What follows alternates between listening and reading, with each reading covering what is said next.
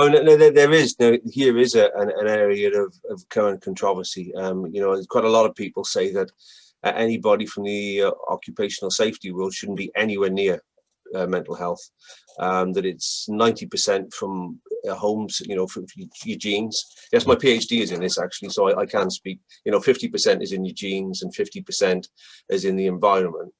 So you bring a lot of that genetic stuff with you, and then your background in your childhood and the Freudian stuff and so on. And then you've got your relationships and your habits and your health and your children and all that.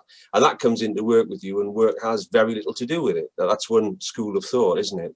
I don't agree with that. I genuinely think that we spend more time at work than anywhere else. All the studies seem to show that if you have a good job, you have the benefits of good work, you're mentally healthier than somebody who doesn't even need to work at all. And I in my new book coming out in a few months, I've done an adaptation of Reason's cheese model and put a blank cheese in. You know, the benefits of good work can actually act as a blank. You know, so you've got everything else going on. We've all got all sorts, haven't we? But if you've got a really good job that gives meaning to your life, and you're talking about Viktor Frankl and, you know, Man's Search for Meaning and so on, then that can make all the difference in the world. And I think a couple of examples of that in practice, you know, as an academic thing, but as a real thing, things like ex-cricketers.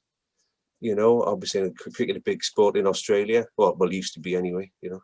Yeah, until a controversy that happened, which we won't talk about. Yeah, since you lost to the Indians. Hey, I said we don't talk about that. Okay, anyway, jokes about cricket aside, you know, so things like ex-cricketers or ex-soldiers.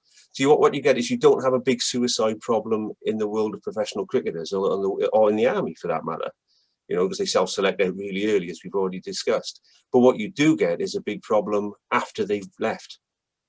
You know, so it's ex-cricketers and ex-soldiers who've lost that camaraderie in the changing room. I played a lot of cricket in my day, you know, and it's wonderful, isn't it? The best bit is in the changing room when you've got new spikes and everybody stamps on your feet and all the rest of it, and jokes and abuse and so on. And that camaraderie as they go through, especially if you're a professional and you're doing it all the time, you know, they really miss it. So I think actually, no.